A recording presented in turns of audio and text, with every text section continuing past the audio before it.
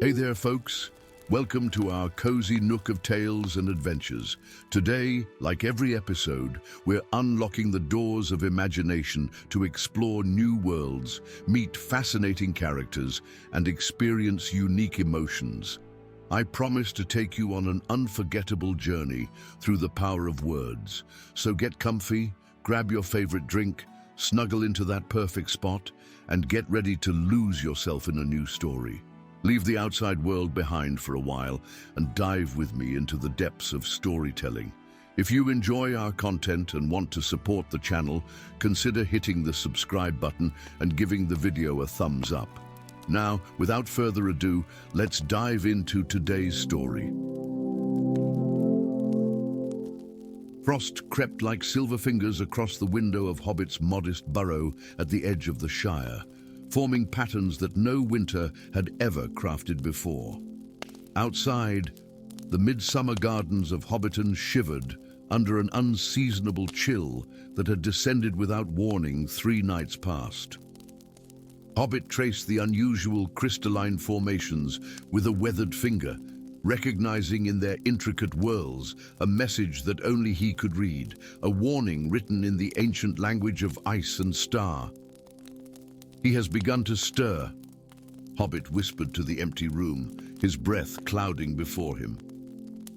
For most of his 63 years, the residents of Hobbiton had known Hobbit only as an eccentric gardener with an unusual affinity for strange herbs and an annoying habit of vanishing for weeks without explanation. What none suspected, what none could possibly imagine, was that for the past 7 years, he had served as the secret apprentice to Pallando the Blue, one of the most mysterious of the 5 Istari sent to Middle-earth. Now, Pallando was gone. 3 weeks had passed since their last meeting in the hidden grove beyond the old forest, where the wizard had pressed a sealed scroll into Hobbit's hands, his eyes wild with an urgency his apprentice had never before witnessed. "Guard it with your life," Pallando had commanded, his normally melodious voice rough with exhaustion. "I journey north to confirm my suspicions. If I do not return within a fortnight, you must take up my quest." "The scroll will show you the way." Hobbit's hand went instinctively to the inner pocket of his waistcoat, where the scroll pressed against his chest like a stone. He had not dared to break the crystalline seal that bound it, though its presence burned with cold fire against his skin. A series of sharp raps at his round green door shattered his reverie. No hobbit would knock with such urgency, and no one in the Shire would be abroad at this late hour, especially not in the unnatural cold. With practiced motions, Hobbit swept aside the braided rug beneath his feet, revealing a trapdoor nearly invisible against the wooden floor. From the small compartment below, he retrieved a slender staff of pale wood, Pallando's first gift to him, and whispered words that caused its tip to gleam with a faint blue light. The knocking came again, more insistent. Hobbit crept toward the door, staff held before him. "Who disturbs the peace of a simple gardener at this hour?" he called, his voice steadier than he felt. "One who has never believed you simple, Master Hobbit," came the reply, musical yet urgent. "I come at Mithrandir's behest. The shadows lengthen, and your master's trail grows cold." Cautiously, Hobbit cracked open the door. Standing on his threshold was the tallest, most regal elf-maid he had ever seen. Her silver-gold hair caught the moonlight like polished mithril, and at her hip hung a curved blade that seemed to drink in the darkness around it. "Nimrodil of Lorien," she introduced herself with a slight bow. And behind me, my reluctant companion, Grimbeon of the Mountains. From the shadows of Hobbit's garden path emerged a massive figure, a man whose broad shoulders and wild beard gave him the appearance of a bear even in human form. The descendant of Beorn nodded curtly, his dark eyes wary beneath heavy brows. "Gandalf the Grey believes Pallando may have been taken," Nimrodil continued. The signs point north to the ice fortress of Foreshell, where ancient evil stirs, but we cannot follow without the key. Hobbit's hand moved unconsciously to the scroll at his breast. What key? Grimbjorn's laugh was a growl. The one burning a hole in your pocket, halfling. We can smell its power from here. Inside, seated around Hobbit's modest kitchen table, Nimrodel explained that all 5 of the Astari had sensed a stirring in the northern wastes, the awakening of the Ice Lord, a servant of Morgoth imprisoned since the First Age. Pallando, whose domain had always been the mysteries of the East, had been dispatched to investigate because of his particular expertise in ancient containment spells. But something went wrong, Grimbjorn rumbled. The Blue Wizard crossed into the frozen realm but never emerged, yet neither has the Ice Lord fully awakened, which suggests Pallando may still live, holding the ancient bonds together through his own will. Or he has been turned, Nimrodel added softly. Corrupted by the very power he sought to contain, Hobbit placed the scroll on the table between them, its crystalline seal glittering in the firelight. He told me to open this only in direst need. That time has come, said Nimrodel. The winter creeps south unnaturally. Already the northern villages of men report creatures of ice and shadow stalking their borders. If the Ice Lord breaks free completely, all of Middle-earth will know a winter without end. With trembling hands, Hobbit broke the seal. The scroll unfurled of its own accord, revealing not writing, but a map rendered in lines of shimmering blue light. They watched as the magical cartography drew itself across the parchment, the Shire, the Weather Hills, the ruins of Fornost, and beyond, into the frozen northern wastes, where few had ever ventured. At the map's northernmost edge, a fortress of ice pulsed with cold blue light. Ithrin Luin. Hobbit read the flowing script at the bottom of the map, recognizing the elvish phrase for blue wizards. There are instructions here, in a cipher Pallando taught me, and a spell, one I've never seen before. Dawn found the unlikely trio crossing the borders of the Shire, making for the Great East Road. Hobbit rode a shaggy mountain pony borrowed from Grimbjorn's kin, his gardening clothes exchanged for sturdy traveling garb, and his blue-tipped staff secured across his back.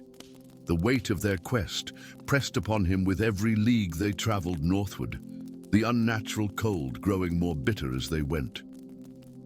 At night, while his companions slept, Hobbit practiced the spell inscribed on the scroll, a complex incantation of unbinding that Pallando had apparently created specifically for him.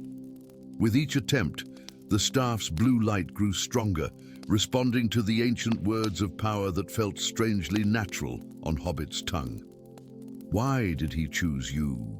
Grimbjorn asked one evening as they camped in the shadow of the Weather Hills. "No offense, but the Astari have walked Middle-earth for millennia. Why take a Hobbit apprentice now?"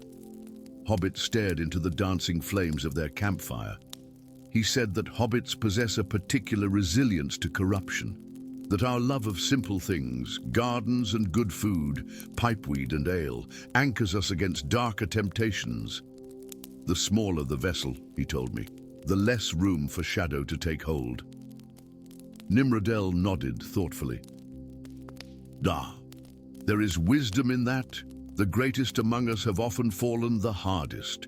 Perhaps in this age, the fate of Middle-earth rests not with the mighty, but with the small.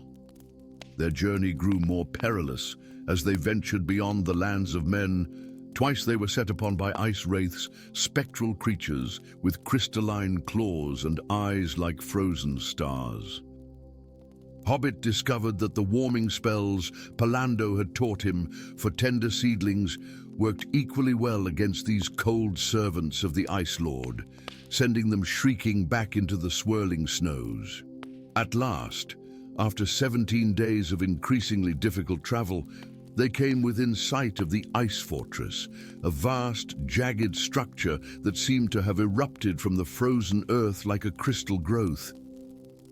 It gleamed with an inner blue light that pulsed in rhythm with the aurora dancing across the northern sky. "It's beautiful," Hobbit whispered, awed despite his fear. "Most deadly things are," Grimbeorn replied grimly. They made camp in a sheltered ravine, planning their approach for the following dawn. As darkness fell completely, Hobbit slipped away from his companions, drawn by an inexplicable certainty that he must face what lay ahead alone. The scroll had revealed to him what the others could not see, that the fortress contained not one power, but two, locked in eternal struggle. The ice fortress had no gates, only a great archway of translucent blue crystal. As Hobbit approached, staff in hand, no guards challenged him. Only the bitter wind howled a warning. Inside, corridors of ice stretched in labyrinthine patterns, all leading inward toward the heart of the structure where the blue light pulsed most strongly. In the central chamber, suspended between floor and ceiling in a column of ice, floated the figure of Pallando. His blue robes rippled as if underwater, his eyes closed in what appeared to be deep meditation or enchanted sleep. Around him, the ice was carved with thousands of runes that spiraled from floor to ceiling, containing the power that surged beneath them. "Master," Hobbit whispered, his voice echoing strangely in the crystalline chamber. Pallando's eyes snapped open, but they were not the kind, wise eyes Hobbit remembered. They glowed with the same cold blue light that suffused the fortress, filled with ancient malice. "But my faithful apprentice," the wizard's voice resonated within Hobbit's mind rather than in the air between them. "You have come as I knew you would." "What has happened to you?" Hobbit asked, gripping his staff tightly as he circled the ice column. "Enlightenment," Pallando replied. "I came to contain the Ice Lord, but I discovered a truth long hidden from the other Istari. His power does not corrupt, it clarifies. With it, I can reshape Middle-earth, end the petty conflicts of elves and men, bring order to chaos." "This isn't you speaking," Hobbit insisted. "The Ice Lord has clouded your mind." Pallando's laugh was like breaking ice. "Or perhaps he has simply cleared it. Join me, my apprentice. I chose you for your resilience, yes, but also for your potential. Together, we could wield powers beyond imagining." For a terrible moment, Hobbit felt the pull of those words, the temptation to stand alongside his master, to be more than a simple hobbit gardener. The blue light seemed to reach for him, tendrils of cold power offering knowledge and strength beyond mortal reckoning. But then he remembered the Shire in summer, the feel of warm earth between his fingers, the taste of strawberries fresh from the vine, the sound of children's laughter at harvest festivals. He remembered Pallando's gentle lessons among the growing things, the wizard's genuine delight in the simple magic of seeds becoming flowers. "No," Hobbit said firmly, raising his staff. "This isn't the wisdom you taught me. You showed me that true power lies in nurturing life, not commanding it, in helping things grow according to their nature, not bending them to your will." The blue light in Pallando's eyes flickered momentarily, revealing a flash of confusion, of recognition. "You once told me," Hobbit continued, "that the greatest magic in all of Arda was a seed breaking through stone to reach the sunlight. You said that all our power should serve that kind of persistent, humble strength." He began the unbinding spell from the scroll, his voice growing stronger with each ancient word. The staff blazed with blue-white light, not the cold glow of the fortress, but the warm radiance of stars on a clear summer night. "Remember who you are, Master," Hobbit pleaded between verses of the spell. "I remember why you chose me, not for mighty deeds, but for steadfast heart." As the final words of the spell echoed through the chamber, the ice column cracked from base to summit. The runes carved into its surface began to glow with white rather than blue light, turning the fortress into a beacon visible for leagues around. Pallando's form convulsed within the ice, his mouth opening in a silent scream as two spirits warred within him. The corrupting presence of the Ice Lord against the true nature of the Blue Wizard.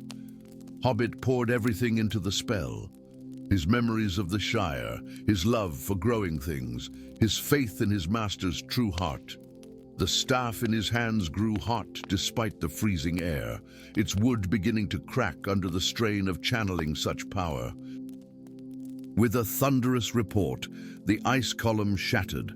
Pallando fell to the floor, his blue robes smoking slightly, his face once again his own.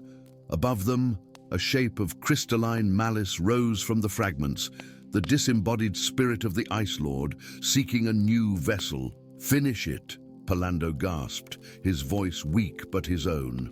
The containment spell. Quickly. Together, master and apprentice raised their staffs against the hovering malevolence. Where Pallando's voice faltered, hobbits grew stronger, the strange words flowing from him as naturally as water over stone. The spirit of the Ice Lord shrieked in fury as bands of light encircled it, forcing it down into the broken fragments of ice, which melted and reformed into a perfect crystalline sphere no larger than Hobbit's palm. As the last echo of power faded, Hobbit collapsed beside his master, both of them staring at the innocuous-looking orb that contained an ancient evil. "Why did you come alone?" Pallando asked finally, his voice rough with exhaustion. "You might have been corrupted as I was," Hobbit managed a weary smile. "You taught me that a gardener must sometimes prune away disease to save the plant. I couldn't risk our companions if you..." If the worst had happened, Pallando studied his apprentice with newfound respect. "In all my millennia, I have never been so glad to be proven right. The resilience of hobbits indeed." He placed a shaking hand on Hobbit's shoulder. "The Ice Lord tempted me with visions of order and control, a Middle-earth reshaped by my will." "What did he offer you?" Hobbit looked down at his hands, small, weathered from work in the soil, nothing like the elegant hands of elves or the powerful ones of wizards. "Nothing I didn't already have," he answered simply. 3 days later, with Nimrodel and Grimbjorn's help, they sealed the crystalline prison of the Ice Lord deep within a mountain cavern, behind doors engraved with warnings in every language of Middle-earth. The unnatural winter receded as they journeyed south, until by the time they reached the borders of the Shire, summer flowers were once again blooming in the meadows. "Will you continue my instruction?" Hobbit asked as they paused at the borders of his homeland. Pallando smiled, the wisdom and kindness fully restored to his eyes. "I believe, my dear friend, that it is you who has taught the greater lesson. But yes, our work together is far from finished. The world grows darker, and gardens like wisdom require constant tending." In Hobbiton, folk noted that Hobbit the gardener seemed changed after his latest unexplained absence. Quieter, perhaps, more thoughtful. If they noticed that his vegetables grew more abundantly than ever before, or that his flowers bloomed in colors never before seen in the Shire, they attributed it to his eccentricity and skill with growing things. None suspected that twice each month, at the dark of the moon, a tall figure in blue robes slipped through the shadows to visit his most unlikely and most treasured apprentice, the small one with the great heart, whose humble strength had saved a wizard, and perhaps all of Middle-earth, from endless winter.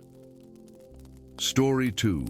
The waters of the Brandywine River rose with unnatural persistence, creeping inch by inch toward the fields of the Shire as if guided by an unseen hand. For 3 moons now, the once gentle river had swelled beyond its banks, drowning the lower meadows and threatening even the higher fields where generations of hobbits had tended their crops without fear of flood.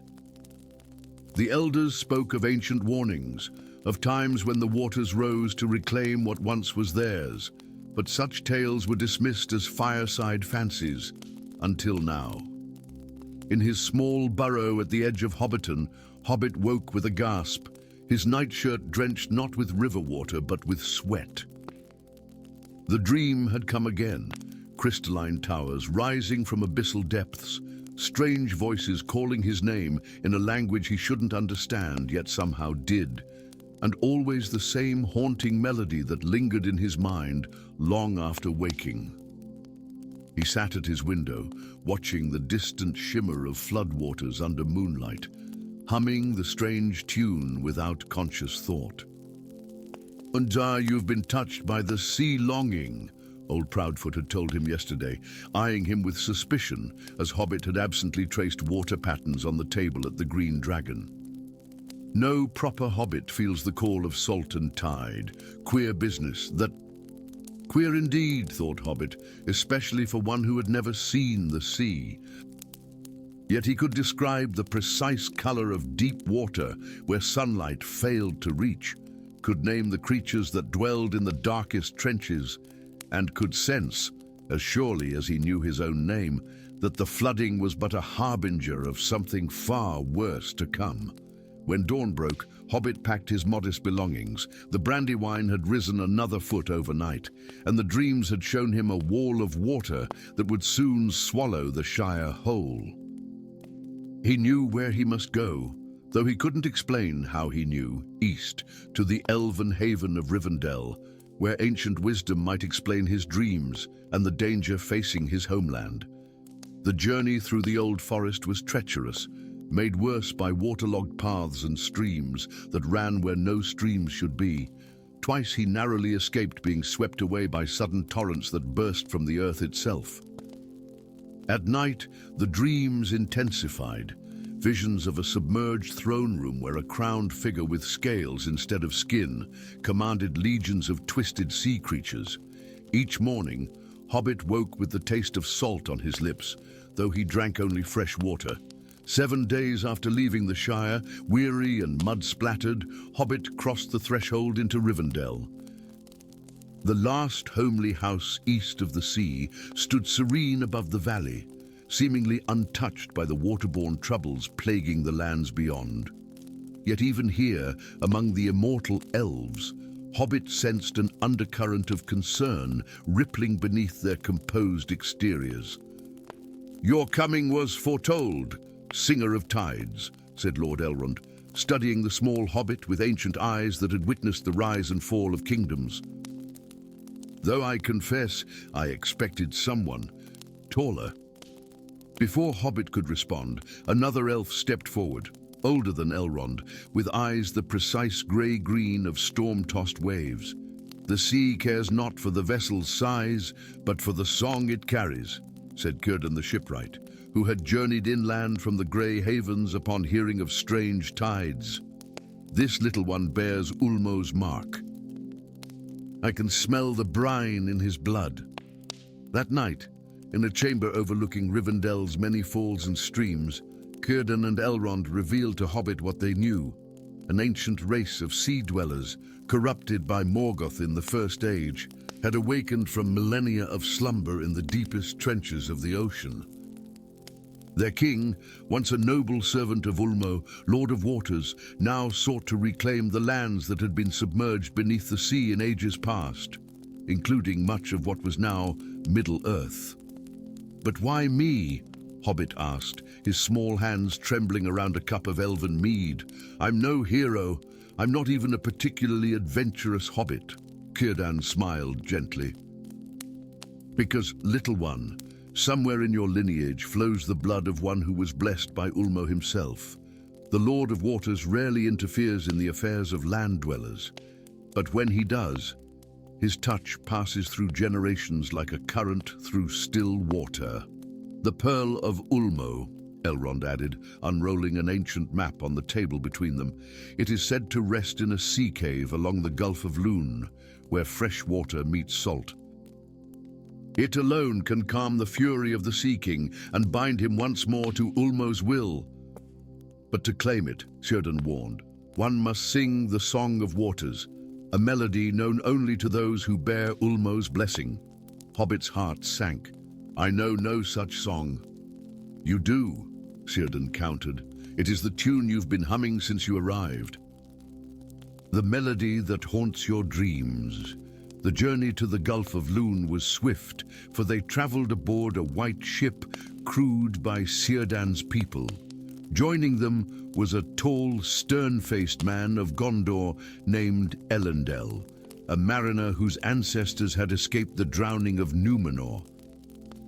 His presence was at first a mystery to Hobbit, until one night when he overheard Elendil confessing to Círdan that the coasts of Gondor, too, suffered from unnatural tides and sea beasts not seen since the Elder Days.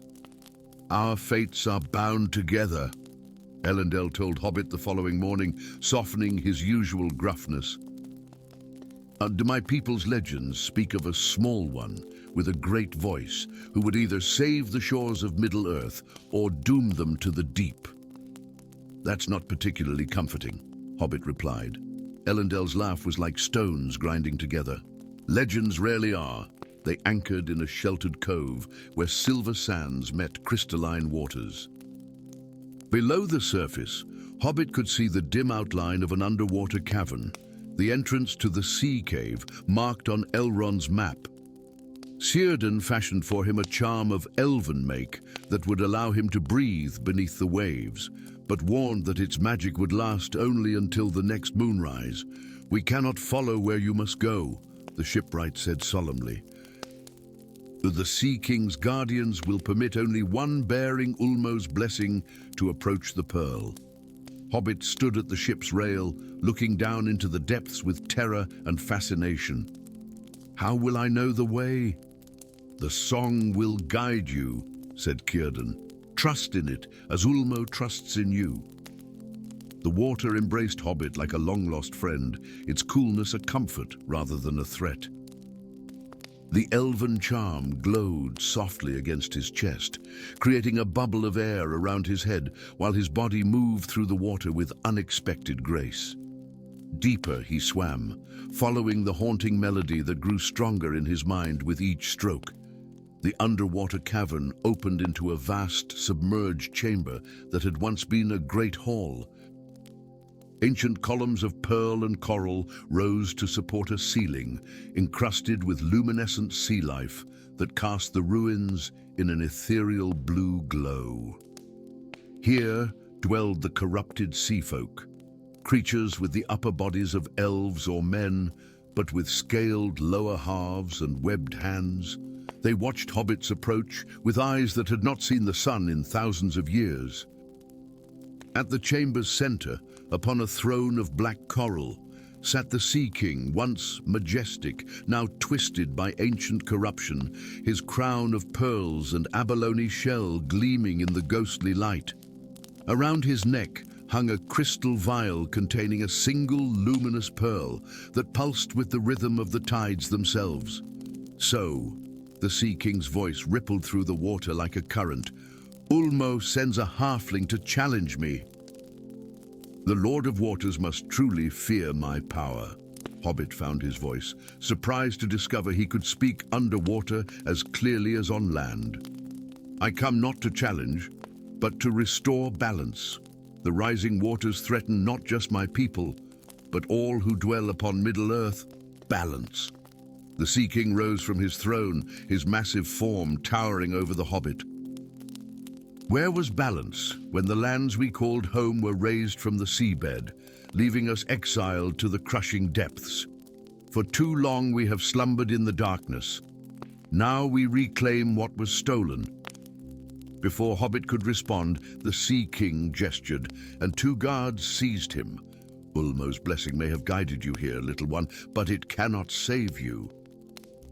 When the moon rises, your charm will fail, and you will join us in the deep, the first of many land dwellers to know our fate." As the guards dragged him toward a prison of coral, Hobbit felt the melody within him surge with newfound urgency. Without thinking, he began to sing, softly at first, then with growing strength.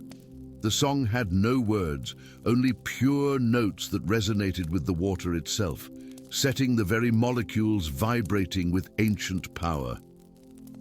The sea folk froze, their eyes widening in recognition. The Sea King staggered back, clutching the vial at his throat as the pearl within it began to glow with blinding intensity. "The Song of Waters," he gasped. "How can you know it so completely?" Hobbit continued singing, letting the melody guide him as he approached the throne. With each note, the corruption seemed to melt from the Sea King's form, revealing glimpses of the noble servant of Ulmo he had once been. The other sea folk, too, began to transform, scales falling away like autumn leaves. When at last Hobbit reached the final refrain, the Pearl of Ulmo burst from its vial, hovering between him and the Sea King. In its light, Hobbit saw visions of his own ancestry, a hobbit foremother who had once saved a strange, beautiful being from drowning in the Brandywine. That being had been a messenger of Ulmo, and in gratitude had blessed her bloodline with the gift of the song. The Sea King knelt before Hobbit, his transformation complete. "We have been deceived," he said, his voice now melodious rather than menacing. "Agree not by the raising of the lands, which was Ulmo's will, but by the darkness that poisoned our dreams and twisted our purpose during our long sleep." He took the pearl from the air and placed it in Hobbit's palm. "Return this to the surface world. Place it where fresh water meets salt and sing once more. The waters will recede and balance will be restored." "And your people?" Hobbit asked. The Sea King smiled, looking truly regal for the first time. "We will return to the deep trenches that are our true home, where Ulmo's light still reaches. Perhaps, in time, we may visit the shallows again, as friends rather than conquerors." Under the light of a full moon, Hobbit stood at the mouth of the river where it met the Gulf of Lune. Círdan, Elendil, and the elven crew watched from a respectful distance as he placed the Pearl of Ulmo upon a rock half submerged in the mingling waters. For the last time, he sang the Song of Waters, pouring into it all his joy, his fear, his love for the green hills of the Shire, and his newfound respect for the mysteries of the deep. The pearl dissolved into the water, releasing a gentle wave of light that spread outward in all directions. Where it passed, the floodwaters began to recede, returning to their proper channels and boundaries. When Hobbit returned to the Shire weeks later, the Brandywine had returned to its banks, and the fields were already beginning to recover. Few hobbits asked where he had been or what he had done, such curiosity being generally discouraged among hobbit kind.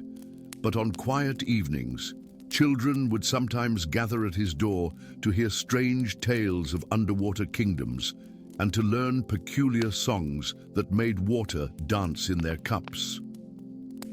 And if sometimes Hobbit was seen walking alone by the river at night, conversing with the water as if it could answer back, well, that was just one more queer habit in a hobbit who had always been a bit different.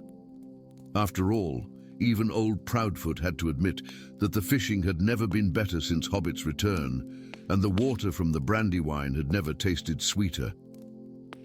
Yet on clear nights when the moon was full, those with keen ears might hear a distant harmony rising from the river, the water itself singing in response to Hobbit's melody, a reminder of the ancient bond between land and sea, and of the small hands that had restored their balance. Story 3. The ancient stones of the Blue Mountains trembled, deep beneath layers of rock that had slumbered undisturbed for an age. Something vast stirred from slumber. In caverns long forgotten, where gold and mithril veins sparkled in eternal darkness, great scaled bodies unfurled like terrible flowers blooming in the night. Eyes that had not seen light for 1,000 years opened, molten amber orbs that glowed with rekindled fury. The dragons of the elder days were awakening. In his snug hobbit hole at the eastern edge of the Shire, Hobbit jolted upright in bed, a cold sweat beading on his brow. The small crystal fragment he kept on his bedside table, a curious relic discovered years ago in his cellar, blazed with blue-white fire, illuminating his modest bedroom with the brightness of a captive star. He had always known the shard was special, sensing its ancient power whenever he held it, but never had it awakened like this. Its light pulsed in rhythm with distant tremors that shook the very foundations of his home. Morning revealed smoke rising beyond the borders of the Shire, not the cheerful plumes of cooking fires or pipeweed, but great billowing clouds that blackened the eastern sky. By midday, panicked travelers arrived in Hobbiton, bearing tales of devastation.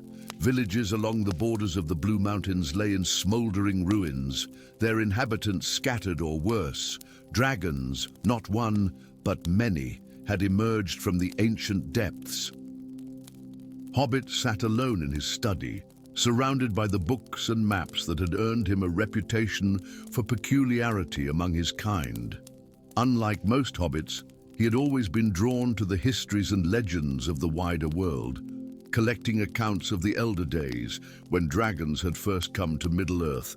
Now, as he gently turned the pages of an ancient tome, the crystal fragment lay beside him, its light dimmed but still pulsing with warning. A thunderous pounding at his round green door startled him from his reading. Opening it, Hobbit found himself face to chest with the most imposing dwarf he had ever seen. Armored in mithril and blue steel, with a forked beard braided with gold and sapphires, the dwarf stood like a figure from legend against the backdrop of Hobbit's humble garden. "Or you keep the shard of Durin," the dwarf stated without preamble, his deep voice resonating with the certainty of one accustomed to command. "I am Thorin IV, heir to the throne of Erebor, and I have journeyed far to find it. I have a crystal." "Yes," Hobbit stammered, clutching the doorframe. "But I don't know anything about Durin." "It called to me," Thorin interrupted, his dark eyes reflecting a desperate urgency. But as the dragons rose, it sang across the leagues between us. Only one with the blood of Durin would hear its song, and only one chosen to guard the last flame would possess it without knowing its purpose. Within the hour, Hobbit found himself astride a sturdy mountain pony, the crystal shard secure in a pouch against his chest, riding east alongside the dwarf prince. His hasty packing had included little more than a few books, some provisions, and the copper kettle his grandmother had bequeathed him. An heirloom he had always treasured without understanding why. The crystal of Durin was sundered in the last great dragon war, Thorin explained as they rode. 5 fragments scattered across Middle-earth, each finding its way to a secret guardian. With the dragons awakening, the fragments called to one another. They must be reunited if we are to have any hope of calming the worm's fury. "But why would one come to me?" Hobbit asked, bouncing uncomfortably on his pony. "I'm no guardian or warrior.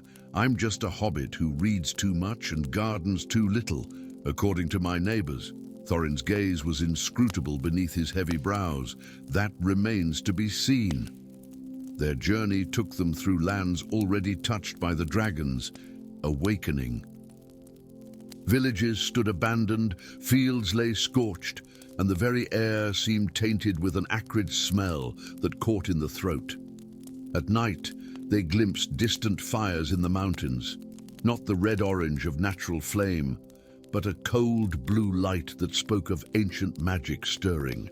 7 days into their journey, they were joined by Nari, a dwarven loremaster from the Iron Hills, who carried another fragment of the crystal. Ancient and bent with age, Nari's knowledge of the crystal's lore proved invaluable. The crystal of Durin was forged in the dawn of the First Age, she told them as they sheltered in a cave from a sudden downpour. When the father of dwarves awoke, he was gifted a crystal by Auli himself, a fragment of the sacred fire from which all dwarves were created. But when dragons first came to Middle-earth, their unnatural fire threatened to extinguish Durin's flame forever. "To protect it," she continued, her gnarled fingers tracing patterns on her fragment that matched those on Hobbit's shard. Durin sundered the crystal into 5 pieces, entrusting each to a different guardian. Not all were dwarves, for Durin knew that dragon greed could corrupt even the stoutest heart. The crystals would remain separated until the next great dragon rising, when they must be reunited to restore balance. And one came to the Shire. To hobbits? Hobbit asked, fascinated despite his growing fear. Nari's ancient eyes twinkled with secret knowledge. Where better to hide a flame than with those who keep hearth-fires burning, yet desire no great forges or magical conflagrations. The hobbits have been guardians without knowing it, passing the shard through generations as a simple heirloom. Their path led them to the gates of Moria, the greatest of all dwarf kingdoms, abandoned centuries ago after the dwarves delved too deep and awakened a terror from the ancient world. Now, with dragons stirring, the sealed eastern gates had been reopened by a company of dwarves seeking refuge in their ancestral halls. The vast entrance hall of Moria stretched before them, its immensity barely illuminated by the torches of the returning dwarves. Columns carved like mighty trees supported a ceiling lost in darkness, and the smooth floor reflected their lights like a still black lake. "We must go deeper," Thorin declared, his voice echoing in the vastness. "To the Chamber of Fire, where Durin first kindled the flame of dwarven craft." As they descended through level after level of the ancient kingdom, Hobbit felt the weight of history pressing down upon him. The crystal shard grew warmer against his chest, its light pulsing more rapidly with each step deeper into the mountain. In the heart of Moria, they found the remaining fragments of the Crystal of Durin. One was carried by Thrain, an elderly dwarf who had dreamed of the crystal's call and journeyed from the Grey Mountains. Another had been recovered from a dragon's horde by the elf maiden Nimrodel, who now fought alongside the dwarves against the common threat. The final piece emerged from the sacred pool in the Chamber of Fire itself, rising to the surface as if summoned by the presence of its kindred shards. But as the 5 bearers gathered around the ancient forge where Durin had first shaped Mithril, a terrible scream echoed through the halls, the unmistakable cry of a dragon. The beast had followed them into the mountain, drawn by the crystal's power. "It's Calyrax," Thrain gasped, his old face pale with terror, "the eldest of the awakened worms. Legend says he was the first dragon corrupted by Morgoth in the Elder Days." The Chamber of Fire shook as the dragon approached, dust raining from the distant ceiling. At the far end of the hall, a shadow moved against shadows, larger than should be possible, with eyes like twin furnaces glowing in the dark. "The crystal fragments," Thorin urged, his voice steady despite the fear etched on his face. "And we must unite them now, before Calyrax reaches us." The 5 bearers placed their shards on the ancient anvil. Yet instead of rejoining as expected, the fragments remained stubbornly separate, their light pulsing in discordant rhythms. "Something is missing," Nimrodel whispered, her immortal eyes wide with realization. "The ritual is incomplete." It was then that Hobbit remembered his grandmother's copper kettle, still tucked in his travel pack. Without understanding why, he drew it out, feeling its unexpected weight and the subtle engravings that spiraled across its surface, markings he had always assumed were merely decorative. "The last flame," Nari breathed, reaching with trembling hands toward the kettle. "It has been kept safe all these years, disguised as a humble vessel." Understanding dawned on Hobbit. The kettle had been passed down through generations of his family, always kept near the hearth, always used to boil water for tea, a constant, unquenchable flame maintained without pomp or ceremony by those who valued comfort over power. As Calyrax's massive form appeared at the chamber entrance, Hobbit acted on instinct. He placed the kettle at the center of the anvil and arranged the 5 crystal shards around it in a perfect star pattern. From his pocket, he produced a common tinderbox, another family heirloom, and struck a spark that leapt with unnatural eagerness into the kettle. Blue flame erupted from the humble vessel, enveloping the crystal shards in light so intense that even Calyrax recoiled with a roar of confusion. The fire did not burn with heat, but with a pure, primal energy that seemed to vibrate at the very frequency of creation itself.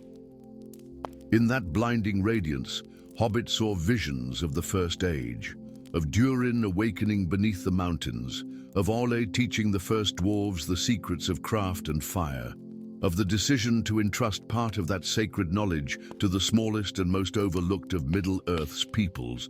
The flame must be offered freely, Hobbit heard himself say, words coming from some ancestral memory buried deep within his blood. Not seized or hoarded, but given in trust. He stepped forward, lifting the blazing kettle in hands that should have burned but did not. Walking steadily toward the looming dragon, whose eyes now showed confusion rather than malice, Hobbit felt no fear, only a profound sense of fulfilling a purpose his ancestors had carried unknowingly for generations.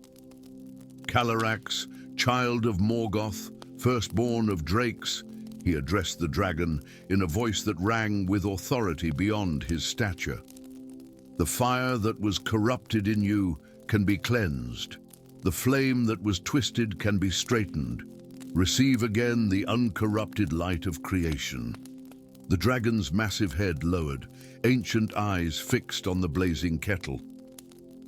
For a moment that stretched like eternity, predator and prey regarded one another across a gulf of ages. Then, with deliberate slowness, Calyrax exhaled a plume of sulphurous breath that mingled with the blue flame, poison meeting purity in a swirling dance of opposition. Where the two fires met, a transformation began. The corrupted flame of the dragon and the pure fire of creation recognized their common source, their shared essence twisted by ancient evil but never fully changed. With a sound like the breaking of chains, the malevolence that had driven the dragons for millennia began to dissolve. Calyrax shuddered, scales rippling like water disturbed by a stone. The hatred bred into him by Morgoth's cruel mastery fought against the purifying flame, but the truth of his original nature, a majestic creature of ardor unspoiled, proved stronger than the corruption. We were not always thus, the dragon spoke, his voice no longer the terrifying roar that shook mountains, but a deep rumble of awakening wisdom. Before the shadow claimed us, we were guardians of the high places, singers of the deep songs. The blue flame leapt from the kettle to the reunited crystal of Durin, which rose spinning into the air above the anvil. Its light shot outward in 5 brilliant beams that pierced the stone of the mountain, reaching toward the other awakened dragons still rampaging in the world above. The crystal will call them, Calyrax rumbled, settling his enormous bulk carefully upon the chamber floor. They will remember what they were before hatred consumed them. Not all will answer. Some have been corrupted beyond redemption, but many will return to their ancient purpose. In the days that followed, the remaining dragons responded to the crystal's call. Some fled deeper into the wild places of the world, too far gone in their corruption to be healed. But many came to Moria, their terrible fury replaced by ancient dignity as they submitted to the purifying flame. Thorin the Fourth, watching the impossible peace unfold before him, turned to Hobbit with newfound respect. And my people have a saying, from the smallest ember may come the greatest forge fire. I did not understand until now. Hobbit smiled, cradling his grandmother's kettle, now cool again and seemingly ordinary, though he would never see it as merely a vessel for tea again. We hobbits have a saying too. Keep the hearth fire burning, and home remains even in darkness. Perhaps our peoples have more in common than we knew. The crystal of Durin remained in Moria, restored to its rightful place above the sacred forge.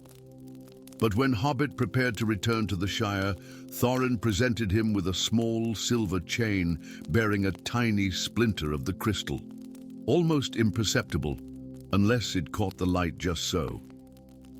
"The guardianship continues," the dwarf prince said solemnly. "Though the dragons are calmed, the world remains full of shadows. The last flame must always have its keeper."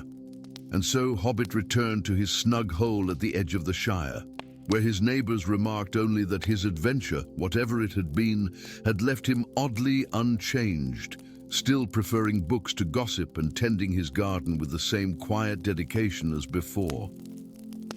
None noticed that his hearthfire burned with unusual steadiness, or that on certain nights, when the stars aligned in ancient patterns, a visitor with scales that gleamed like mithril would land silently in his garden to share tales of ages long past and wisdom beyond mortal reckoning.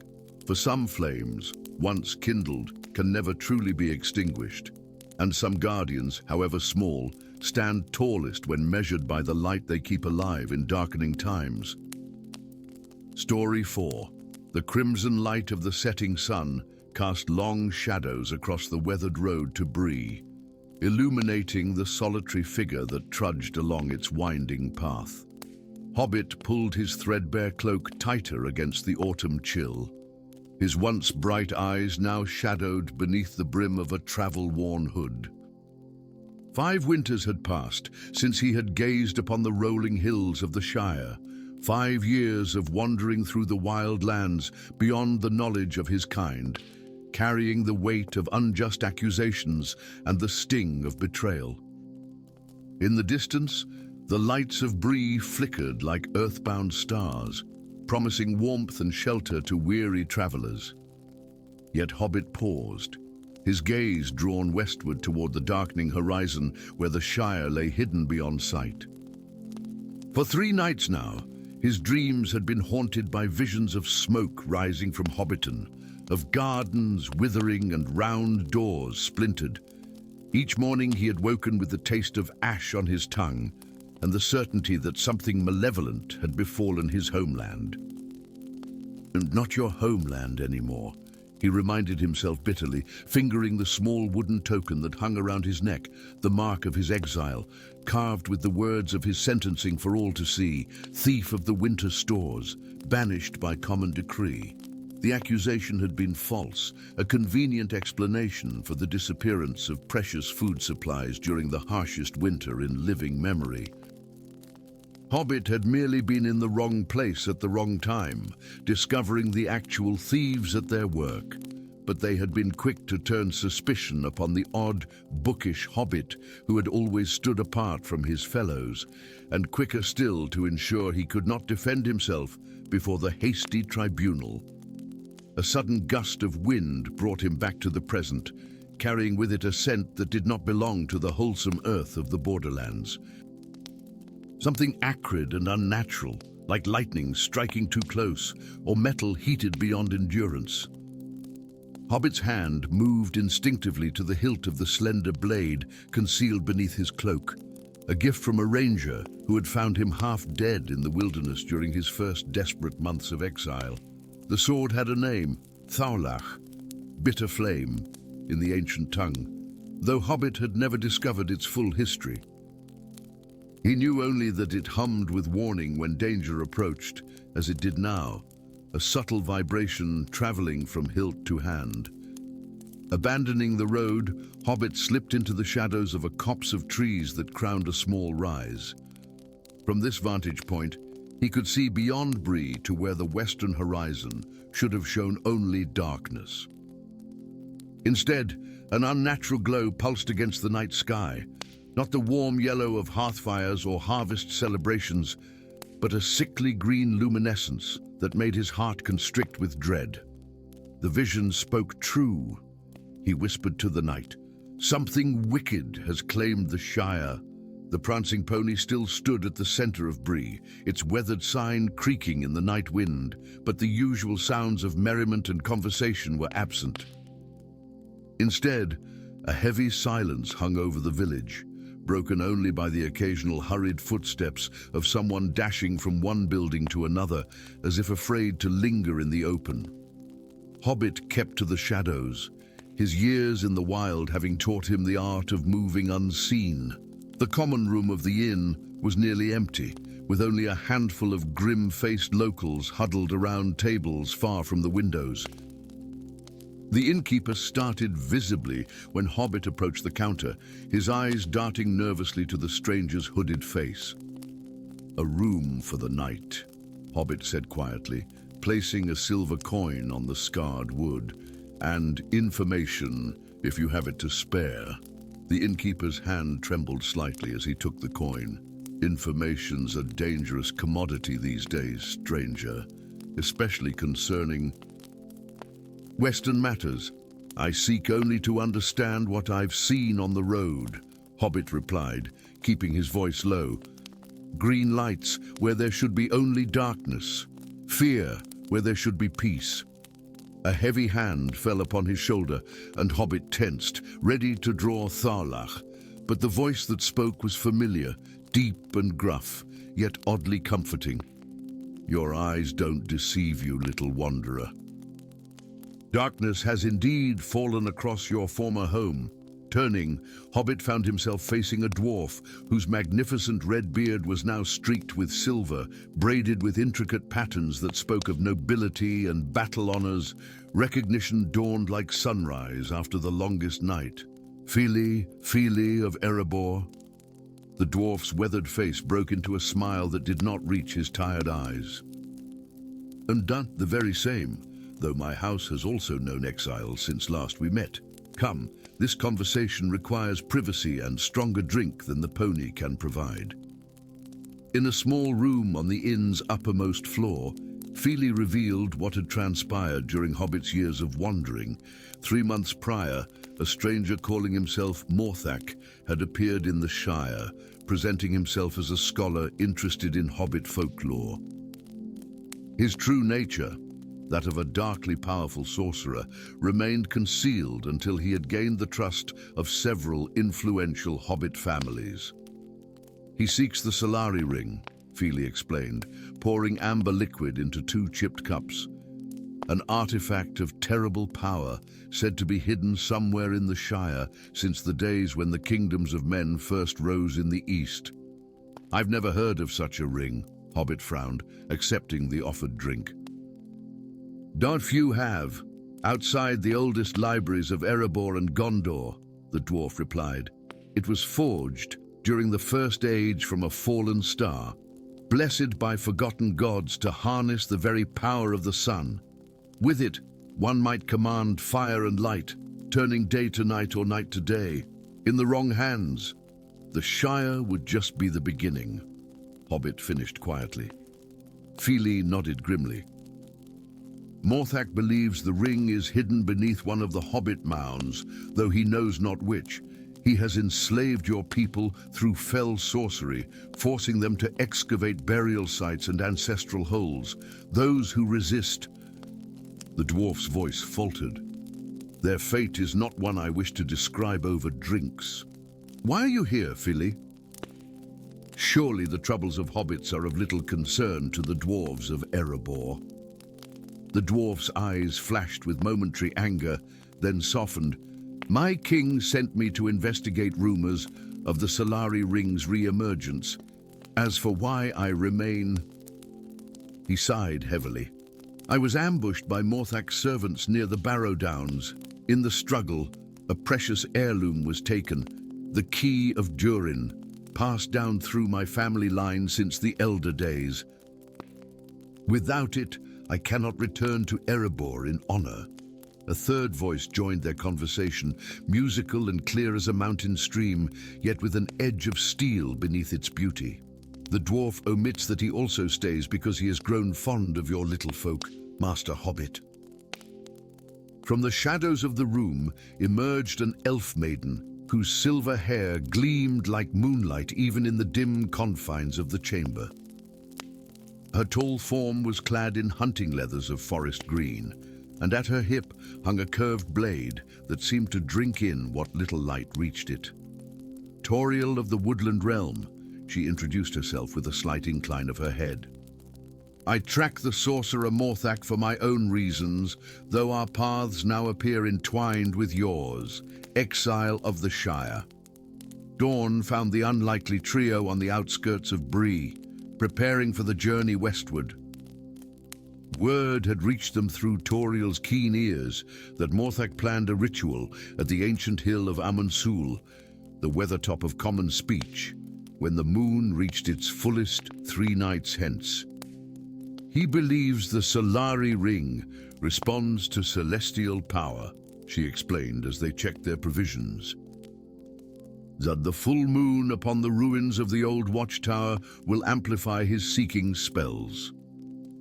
Their path took them through lands that had once been familiar to Hobbit, but now seemed altered by a subtle wrongness, as if the very essence of the earth had been tainted. Birds fell silent as they passed, and streams ran sluggish and dark.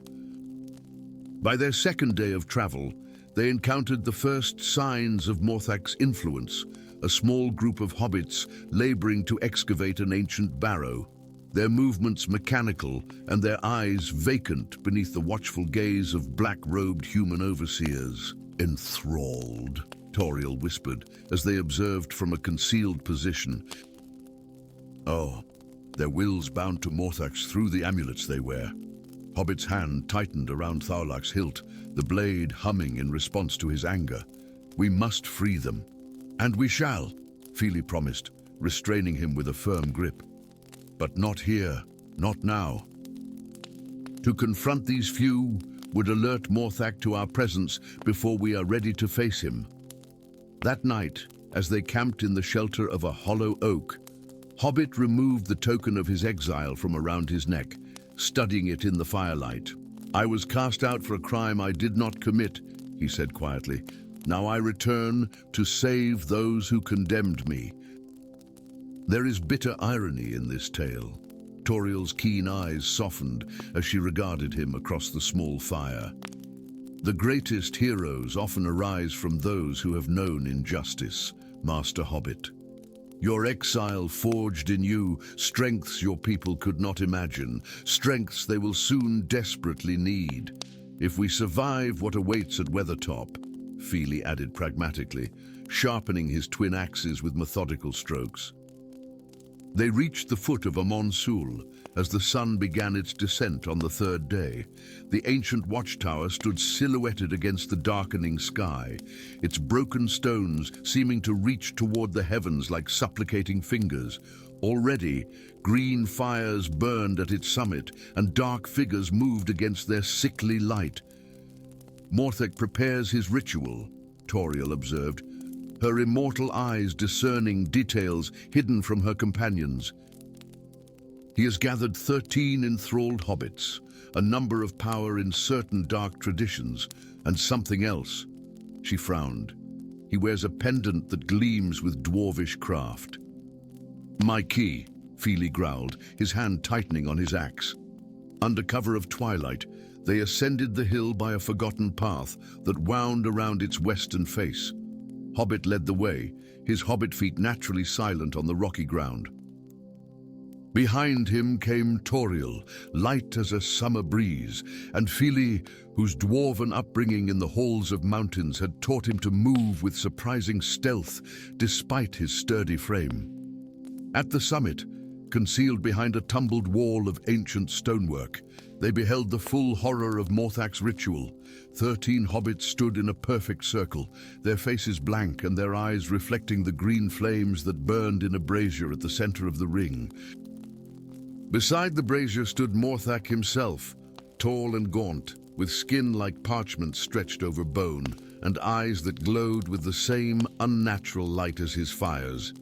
Around his neck hung Fili's key, a masterpiece of dwarven craft fashioned from mithril and inscribed with runes of power. In his hands, he held a staff topped with a crystal that pulsed in rhythm with the chanting that fell from his lips in a language that hurt the ears to hear. We must disrupt the circle, Toriel whispered. The enthralled hobbits are the conduits for his seeking spell. Fili nodded grimly. I will take Morthak himself. My key responds to my bloodline. It may fight against his control. And I, Hobbit said with quiet determination, will free my people. As the full moon rose above the ruined tower, bathing the summit in silver light that fought against the sickly green glow of Morthak's sorcery, the trio launched their attack. Tauriel's bow sang, sending arrows with unerring accuracy to strike the ground between the enthralled hobbits, breaking their perfect circle. Fili charged with a dwarven war cry, his twin axes reflecting moonlight as he engaged the startled sorcerer. Hobbit darted among his entranced kin, Thorlach drawn, but used only to sever the cords that held the control amulets around their necks. As each amulet fell, a hobbit gasped as if surfacing from deep water, awareness flooding back into vacant eyes.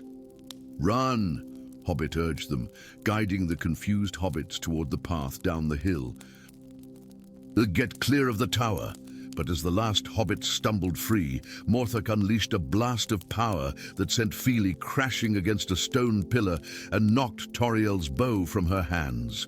The sorcerer turned his baleful gaze upon Hobbit, who stood alone between Morthak and the escaping hobbits. The exile returns. Morthak's voice slithered like oil on water. How fitting that you should witness the culmination of my work. The Solari ring responds to my call. It lies beneath the very hill upon which we stand. Thorlach hummed in Hobbit's hand, its blade beginning to glow with a golden light that pushed back against Morthak's green sorcery. The Hobbit stared in surprise at the weapon, which had never before revealed such power. Understanding dawned on Morthak's gaunt face. Impossible, he whispered. The blade of the morning. How came a halfling to possess Thorlach? Hobbit advanced, the sword's golden light growing stronger with each step. A gift from a friend, he answered simply. Though I begin to think it was always meant to find me. With a snarl of rage, Morthak raised his staff, sending a bolt of green energy toward Hobbit. Thorlach moved almost of its own accord, intercepting the attack and absorbing it into its glowing blade. The sword pulled Hobbit forward, drawing him into a dance of blade against staff as Hobbit and sorcerer circled the ancient stones. You cannot comprehend the power I seek, Morthak hissed as they struggled. The Solari ring will make its wielder master of day and night, of fire and shadow. Such power isn't meant for any mortal's hand, Hobbit countered, finding strength he didn't know he possessed as Thorlach guided his movements. And some light should remain unclaimed. As their weapons locked together, the key around Morthak's neck began to glow with the same golden light as Thorlach. The sorcerer screamed as it burned against his chest, trying and failing to tear it away. In that moment of distraction, Hobbit thrust Thorlach forward, not to kill, but to touch the blade's tip to the key itself. A flash of light erupted between sword and key, sending both combatants staggering backward. The key tore free from Morthak's neck, flying through the air to land in Fili's outstretched hand as the dwarf regained his feet. At the same moment, the stones beneath them trembled, and a crack opened in the very summit of Amon Sul. From within the hill, a shaft of pure sunlight erupted despite the night hour, brilliant golden radiance that pierced the darkness like a spear of dawn. Morthak lunged toward it with desperate desire, but Tauriel was faster, tackling the sorcerer away from the opening. The ring reveals itself, Morthak shrieked, fighting against the elf's grip. Indeed, rising from the crack in the earth came a simple band of metal that gleamed like captured sunshine. It hovered at the height of a hobbit's heart, turning slowly as if examining those present. It responds to Thorlach, Tauriel called, still struggling with Morthak. The sword was forged to protect the ring, not to find it. Understanding flooded through Hobbit as pieces of a puzzle he hadn't known he was solving fell into place. The ranger who had given him Thorlach, the dreams that had called him home, his unjust exile that had prepared him for this moment, all part of a design larger than himself. Hobbit approached the hovering ring. Tharlak held reverently before him. "I am not your master," he addressed the ancient artifact, "nor do I wish to be. Return to your slumber until one worthy of your light emerges in a time of greater need." For a moment, the Solari ring pulsed brighter, as if considering his words. Then, with a flare of golden light that momentarily turned night to day across the hilltop, it descended back into the crack, which sealed itself seamlessly behind it. "No!" Morthak's anguished cry cut through the sudden darkness. With strength born of desperation, he broke free from Toriel's hold and lunged at Hobbit, hands outstretched like claws. Thorlak moved one final time, its blade flashing golden in the moonlight. Morthak fell, his body dissolving into emerald ash that scattered on the night wind, leaving behind only his staff, which crumbled to dust as it touched the ground. In the days that followed, word spread throughout the Shire of the Exile, who had returned to save his people from enslavement.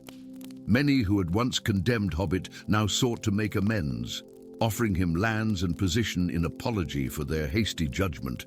Yet Hobbit found he could not simply return to his old life. The years of wandering had changed him, as had the knowledge that Tharlak had chosen him for reasons yet unrevealed. The sword now slumbered, its golden light dormant, but Hobbit knew it would wake again when needed. On the eve of his departure, as he stood atop the hill where his old hobbit hole had once been, Fili and Toriel came to bid him farewell. "You could have a hero's welcome in Erebor," Fili offered, the key of Durin once again hanging proudly around his neck. "My king would honor the one who aided in its return, and the forests of my people would offer you sanctuary and wisdom," Toriel added, her ageless eyes showing newfound respect for the small being before her. Hobbit smiled, adjusting the pack on his shoulders and the sword at his hip. "I think, my friends, that my path lies elsewhere for now. Tharlak sleeps, but there are other artifacts of power stirring in these troubled times. Someone should find them before another Morthak does." As he walked away from the Shire for the second time, not in shame and exile, but with purpose and honor, Hobbit felt a curious lightness in his heart.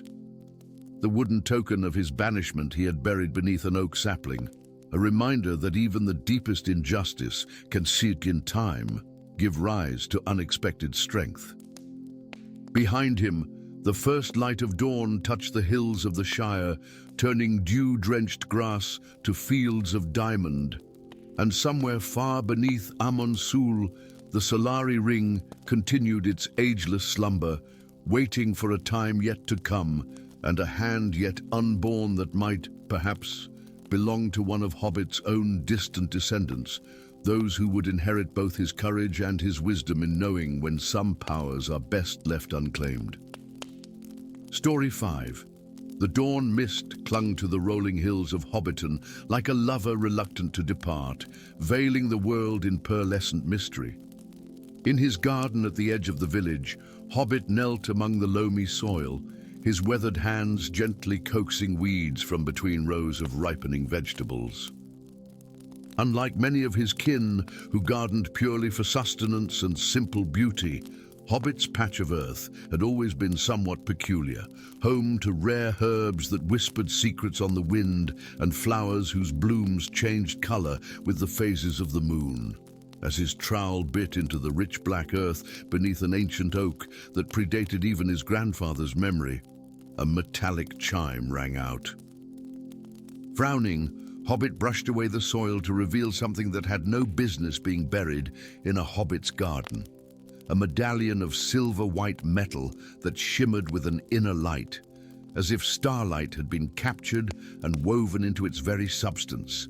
Intricate patterns adorned its surface, vines and leaves and symbols in a flowing script he could not read, yet somehow understood, spoke of ancient forests and trees that walked between shadows. Curious indeed, he murmured, lifting the medallion by its delicate chain. Though it must have lain buried for countless years, no tarnish marred its surface. As it settled against his palm, a whisper of sensation, like the rustling of countless leaves, brushed against his mind. That night, as Hobbit slept with the medallion beside his bed, shadows deeper than the darkness outside his window gathered at the edges of Hobbiton. Eyes that gleamed with malevolent intelligence observed the humble hobbit hole from the shelter of ancient trees, their gaze fixed upon the faint glow emanating from the window where the medallion lay. Hobbit's dreams were filled with walking trees and forests that sang with voices older than the mountains. He saw a great darkness spreading from the east, and at its heart a figure crowned with thorns who reached with greedy hands toward the Shire. But before these visions could resolve into coherent warnings, they were shattered by the sound of splintering wood. He awoke to find his round door torn from its hinges and his cozy home invaded by creatures that seemed crafted from living shadow. Their forms shifted and wavered like smoke, but their claws were solid enough as they tore through his possessions, upending furniture and shredding books in their frantic search. "The Edelharn," one hissed in a voice like dry leaves crumbling. "The master senses it. Find it!" Instinctively, Hobbit snatched the medallion from his bedside table and fled through the garden door, bare feet silent on the cool grass as he raced toward the sheltering darkness of the woods beyond his property. Behind him, shrieks of rage announced the discovery of his escape.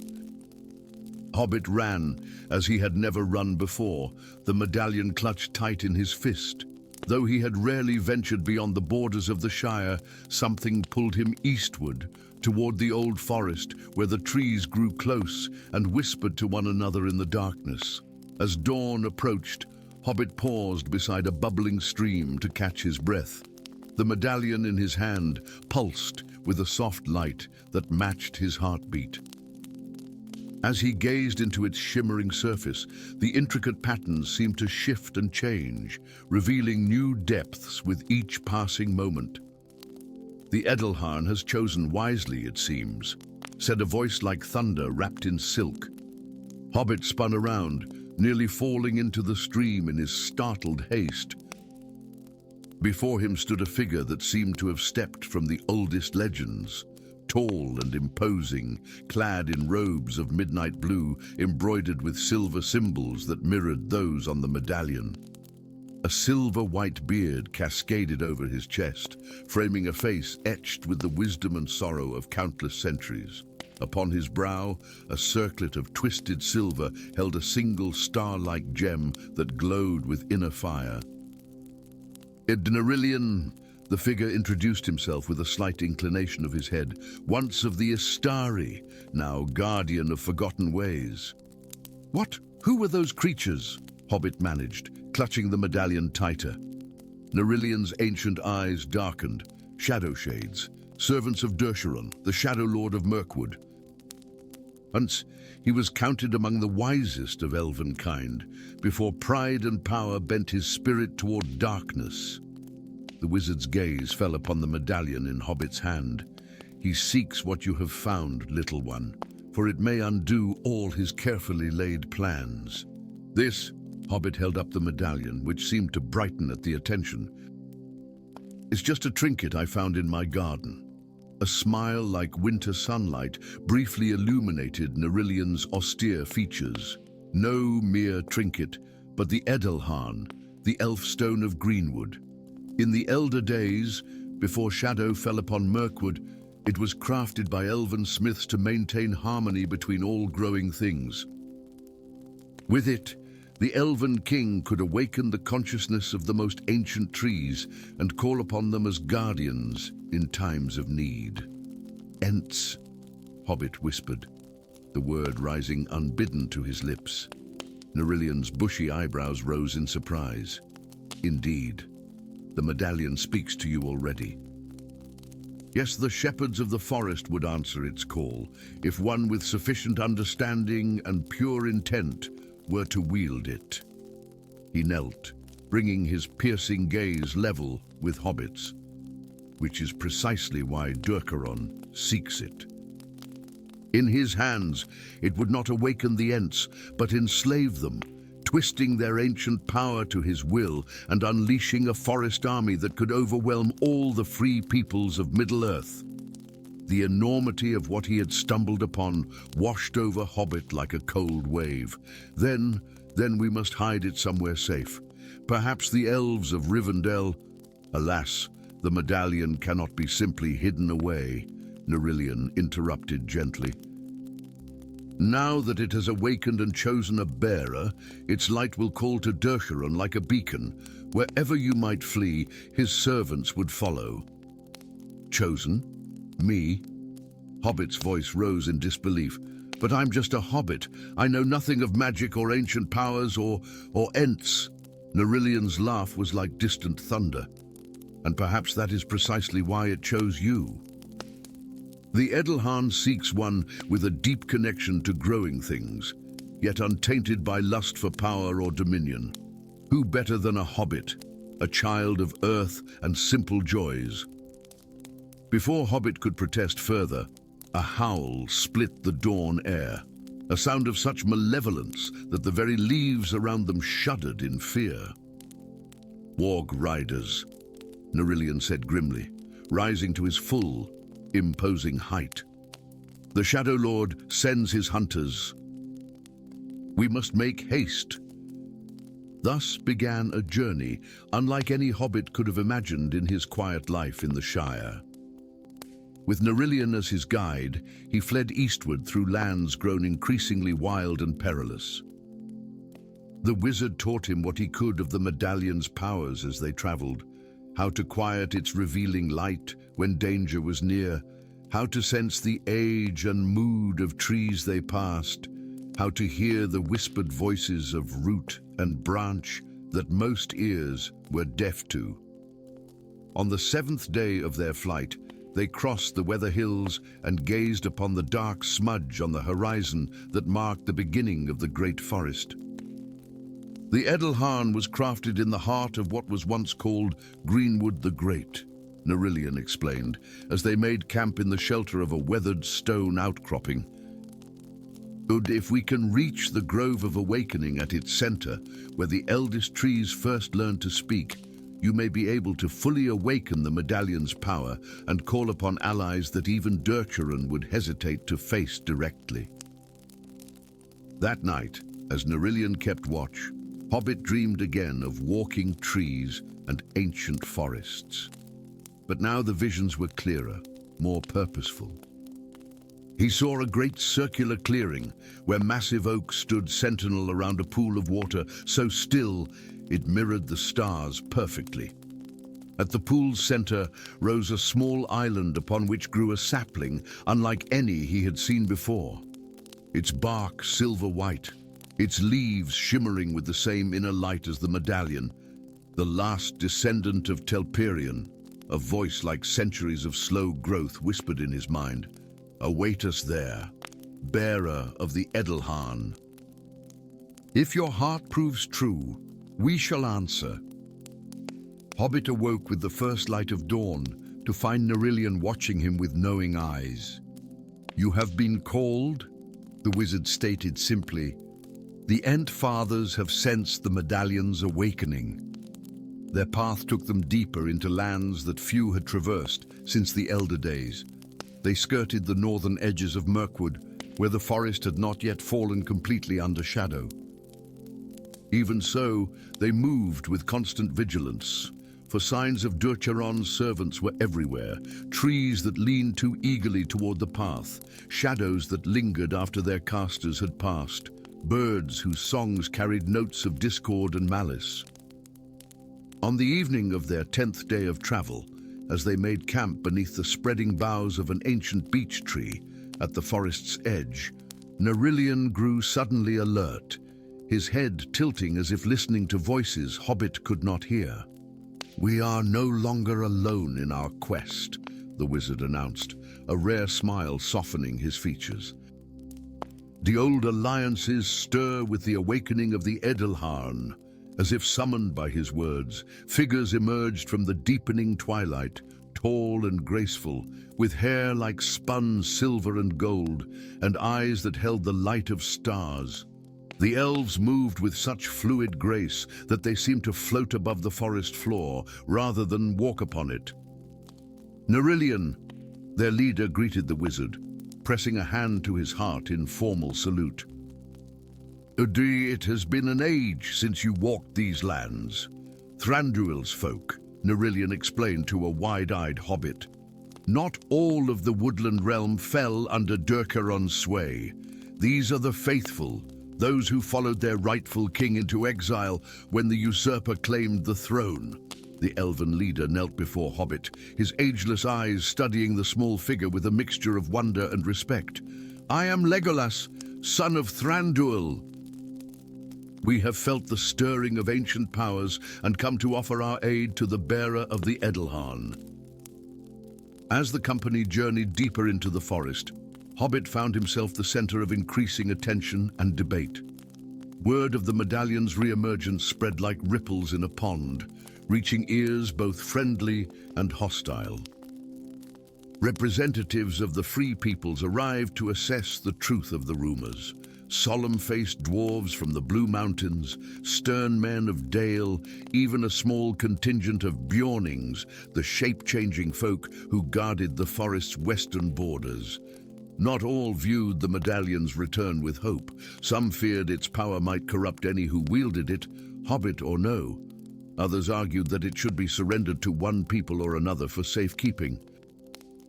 The debates grew heated as they traveled, with only Nerillion's authority preventing outright discord. "They fear what they do not understand," Legolas explained to Hobbit one evening as they sat apart from the larger camp.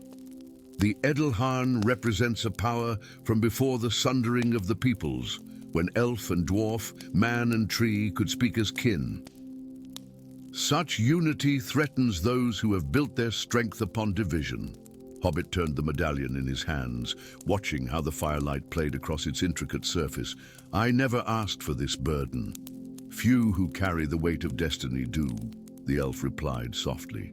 "Yet the medallion chose you, not for your strength or wisdom, but for something else it perceived." Before Hobbit could ask what that might be, alarms rang through the camp. Dark shapes materialized from the surrounding forest, shadow shades like those that had attacked his home, but larger, more substantial, their forms no longer wavering but hardened into armored nightmares. At their center rode a figure that seemed carved from darkness itself, tall and terrible, crowned with a circlet of black thorns, his eyes burning like coals in a face of deathly beauty. "A Durcharon," Nerillion's voice cut through the sudden chaos, his staff blazing with silver light as he stepped forward to meet the assault. What followed was a nightmare of shadow and flame, steel and sorcery. The elves fought with deadly grace, their ancient blades singing through the air. The dwarves formed an unbreakable shield wall, their axes rising and falling in devastating rhythm. The Bjornings transformed into massive bear shapes, tearing through the shadow creatures with primal fury.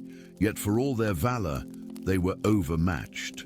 Durcharon's power had grown in the centuries of his corruption, fed by the darkness he had cultivated in Mirkwood's heart.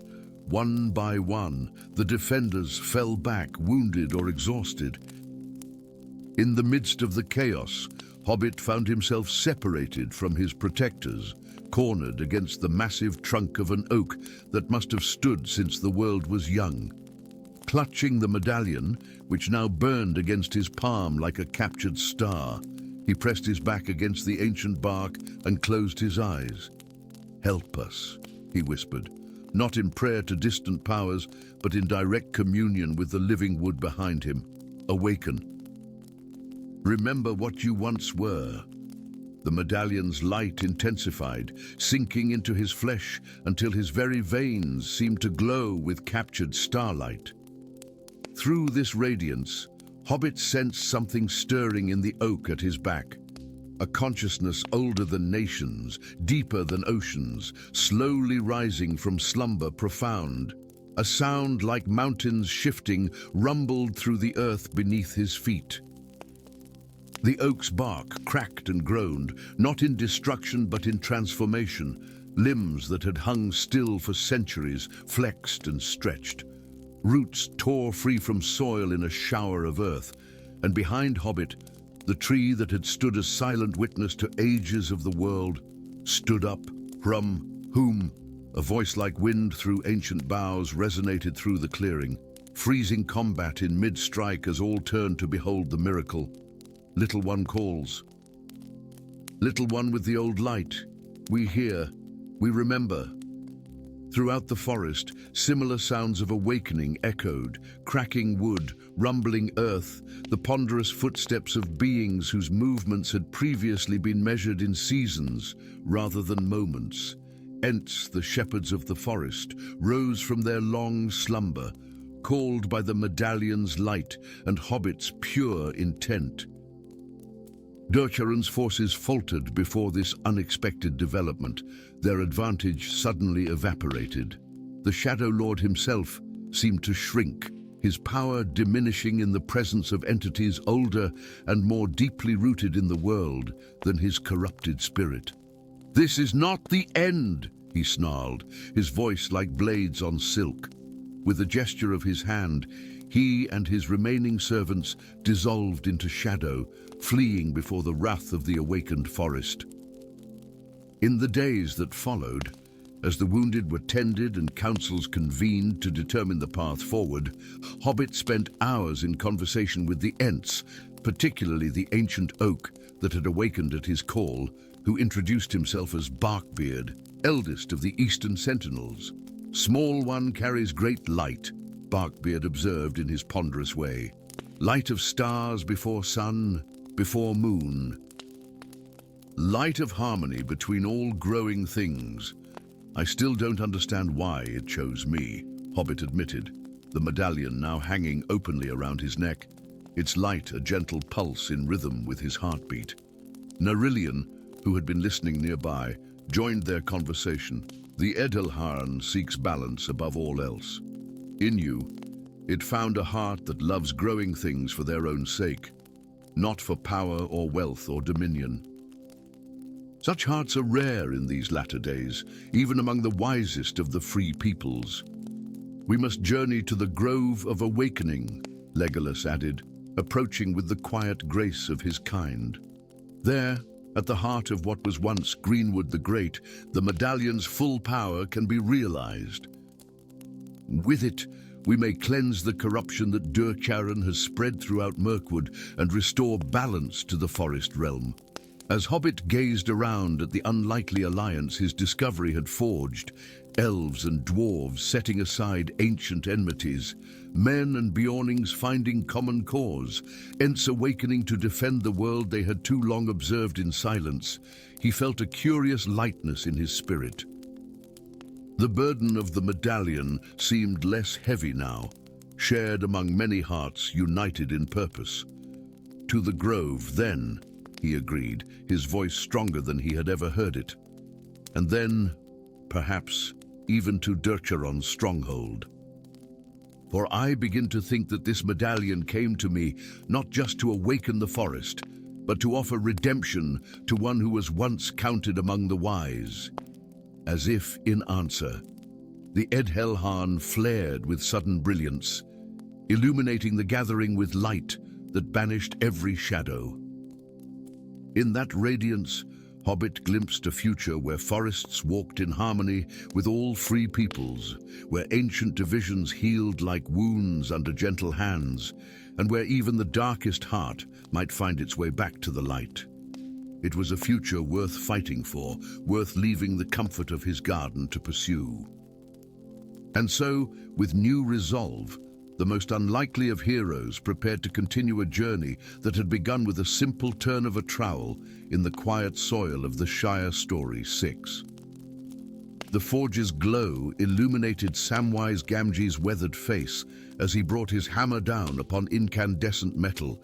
Each strike sent cascades of stars dancing across the small workshop, tiny motes of light that lingered far longer than ordinary sparks had any right to. In the humble town of Bree, where the shadows of the ancient world had long since receded into memory and myth, this small miracle repeated itself nightly, though few beyond the town's borders knew of it. The metal sang beneath Sam's hammer, a high, clear note that seemed to echo the distant music of spheres unknown to mortal ears. This was no ordinary steel, but a rare alloy of mithril and star iron that the young hobbit had learned to work from his grandfather's journals. Old Samwise the Brave, hero of the Ring War, had recorded secret techniques learned during his travels with the Fellowship and later correspondence with the dwarves of Erebor. "It needs a voice," Sam murmured to himself, dipping the glowing blade into a basin of clear liquid that steamed but did not boil. The metal hissed, almost in response, and when he withdrew it, constellations seemed to dance across its surface, pinpricks of light that formed and reformed in patterns that told stories of ages past. This would be his masterpiece, a blade commissioned by the town's mayor for his son's coming-of-age ceremony. Though only 32 years old, scarcely out of adolescence by hobbit reckoning, Samwise Gamgee had already earned a reputation that stretched as far as the rebuilt city of Fornost. In whispers, some called him the Starforger, though Sam himself dismissed such grandiose titles with the practical humility characteristic of his bloodline. The bell above his door jangled, pulling Sam from his reverie. He frowned, lowering the blade into a bed of black sand. Few visitors came at this late hour. "We're closed until morning," he called without turning. "The need of Gondor cannot wait until morning, Master Gamgee."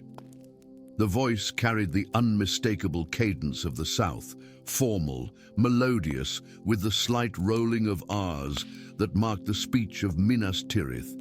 Sam turned to find three figures standing in his doorway, silhouetted against the mist-shrouded night. The tallest among them stepped forward, pushing back a hood to reveal a weathered face framed by dark hair streaked with silver. A white tree emblazoned his breastplate, and at his hip hung a sword whose hilt was fashioned in the likeness of wings unfurled. "Aragorn," Sam whispered, momentarily confused by the ghost of memory, for the man bore an uncanny resemblance to stories his grandfather had told. The man smiled faintly. "Aragorn III, son of Eldarion, great-grandson of Elessar the Elfstone, and you are the one they call Starforger, are you not?" Sam wiped his hands on his apron, suddenly conscious of his humble appearance before nobility. "I'm just a smith, my lord. The folk hereabouts have fanciful notions." The second figure stepped forward, and Sam caught his breath. She moved with the fluid grace of falling water, her features bearing the ageless beauty of the firstborn. Dark hair cascaded past shoulders draped in silver-blue cloth that seemed to capture and reflect the forge's light. "The forging of stars is no small feat, Samwise Gamgee," she said, her voice carrying the music of leaves rustling in ancient forests.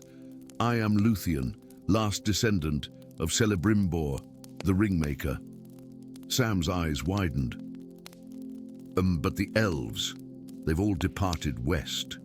"Not all," said Luthien. "Some of us remained, bound to Middle-earth by oaths and purposes yet unfulfilled." The third figure remained in the doorway, face hidden within the depths of a grey hood.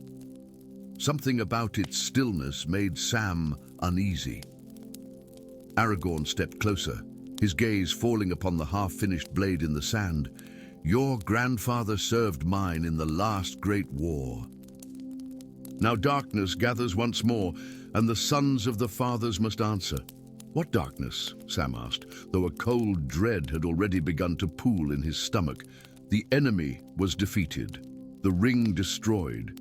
Evil has many seeds, Master Gamgee," Luthien said, "and some roots run deeper than even the wisest can know." She produced a scroll from within her cloak, unfurling it upon Sam's workbench. Ancient runes glimmered with a pale light of their own. "Do you know the prophecy of Mindolluin?" Sam shook his head. And it speaks of days to come, when the rivers run gold beneath the white mountain and shadows rise from the depths unremembered. The least of Middle-earth's children shall wield the fire of heaven to seal anew the gates of the abyss. The hooded figure finally spoke, voice like stone grinding upon stone. The Haradrim march upon Gondor's borders, but they are merely pawns. Beneath the foundations of Minas Tirith, ancient tunnels have been discovered, passages that should not exist, leading to chambers hewn before the coming of men. Aragorn's face was grim. Something stirs in those depths, Master Gamgee. Our scouts do not return. Those few who have escaped speak of fire and shadow before their minds break with madness. Gothmog, Luthien whispered, the name falling like a stone into still water. Lord of Balrogs, who was thought destroyed in the fall of Gondolin, he survived, hidden, sleeping through ages, gathering strength. Sam looked between them, bewildered. And what has this to do with me? I'm a smith, not a warrior, not a hero. Luthien's eyes held his, ancient and knowing. The prophecy speaks of one who will forge a weapon capable of sealing the portals between worlds. The Star Binder, a blade that can cut through the very fabric of creation and mend it anew. And you believe I am this forger? Sam laughed, though it held no mirth. I make fine swords, yes, but nothing that could challenge a Balrog of Morgoth. The hooded figure approached, moving with unnatural grace. Slender hands emerged from grey sleeves, unwrapping layers of cloth to reveal an object that stole Sam's breath. A fragment of metal unlike any he had seen. It seemed both solid and liquid, its surface rippling with colors that had no names in any mortal tongue. Galvon, said Luthien, the black metal of Earl, infused with starlight captured during the years of the trees. The last piece in Middle-earth, saved from Celebrimbor's forge before Eregion fell. With this, Aragorn said, and your gift, the Starbinder might be forged. Sam touched the metal hesitantly. It was cool despite the forge's heat, and seemed to whisper beneath his fingertips. Memories not his own flashed through his mind, ancient forests, battles beneath strange stars, cities of impossible beauty now dust upon the wind. "Oh, I cannot leave Bree," he said weakly.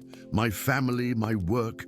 If Gothmog opens the gates to the void," the hooded figure said, "there will be no Bree, no Middle-earth, only fire and darkness without end."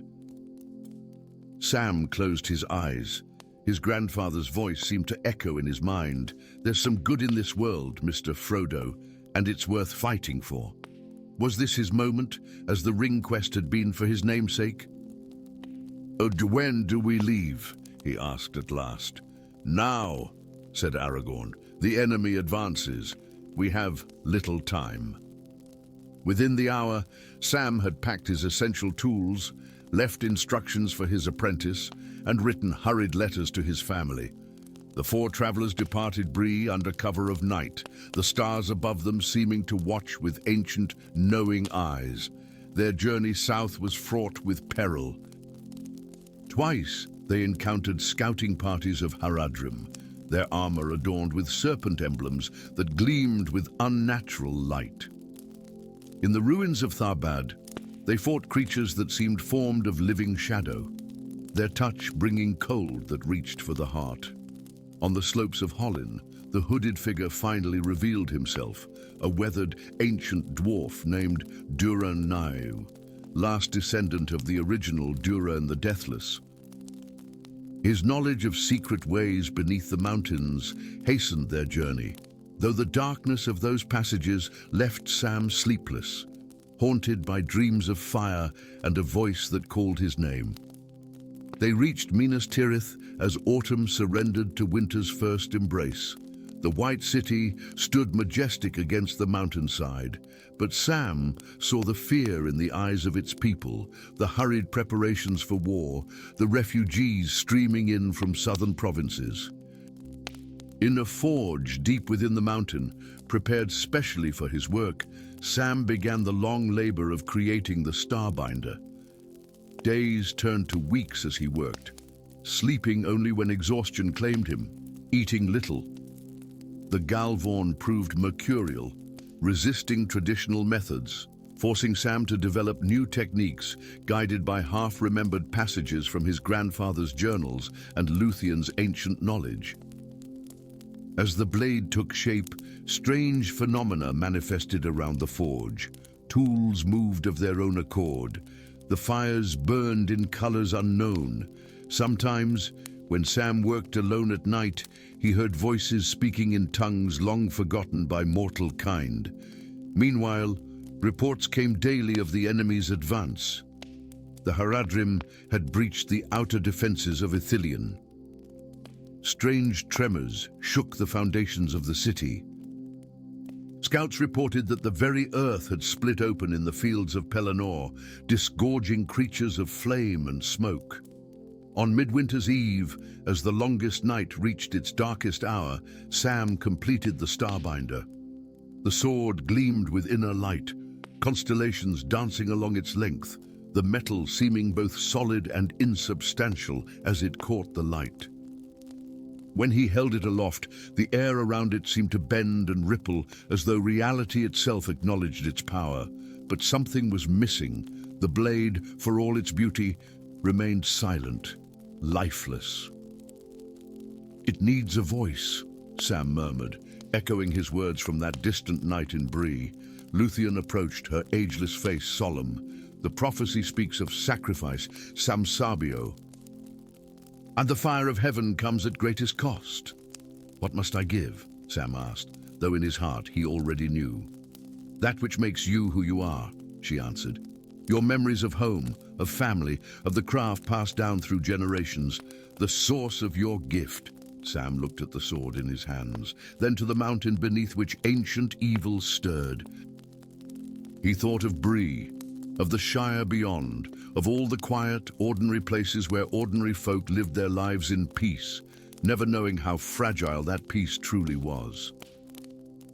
"Will it be enough?" he asked.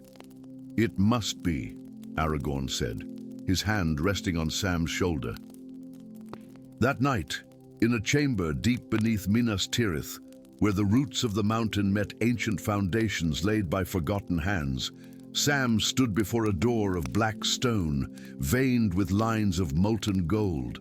Behind him stood Aragorn, Luthien, and Durin, each bearing weapons of their lineage. Beyond the door, something massive shifted. A heat like the breath of a furnace seeped through cracks in the stone. A voice like thunder spoken through flame called out words in a language that made the very air shudder. Sam raised the Starbinder, its light seeming pale against the encroaching darkness. He closed his eyes and called to mind the green hills of home, his family's smiling faces, the secrets of his craft, the quiet joy of creation. One by one, he felt them fade, becoming ghostly, then dissolving like mist before dawn. With each memory surrendered, the sword burned brighter until it blazed like a fallen star clutched in his hand. Tears streamed down Sam's face, though he could no longer remember why he wept. The door shattered inward. Flame and shadow poured forth. A form of nightmare loomed, massive beyond reckoning, crowned in fire, wielding a whip of many thongs. Behind it, a tear in the very fabric of the world revealed a void filled with nameless horrors straining to enter. "Now!" cried Luthien. Sam stepped forward, the Starbinder singing a note of pure, terrifying beauty. He no longer remembered who he was or why he stood there, only that the blade in his hands had a purpose. It yearned to fulfill that purpose. He let it. The Chronicles of Gondor record that on that midwinter's night, a column of light erupted from beneath Minas Tirith, shooting skyward with such brilliance that it was seen as far as the lonely mountain. When it faded, the threat was gone, the passages sealed, the enemy forces scattered in disarray. They speak also of a hobbit who emerged from the depths, a sword of starlight in his hands, his eyes holding no recognition of those who called him friend. Though his body survived, much of what had been Samwise Gamgee was gone, sacrificed to save a world he could no longer remember. In time, Aragorn III established him as an honored guest in the citadel, where he spent his days in the gardens, sometimes fashioning simple trinkets from metal with hands that retained their skill, if not their memory.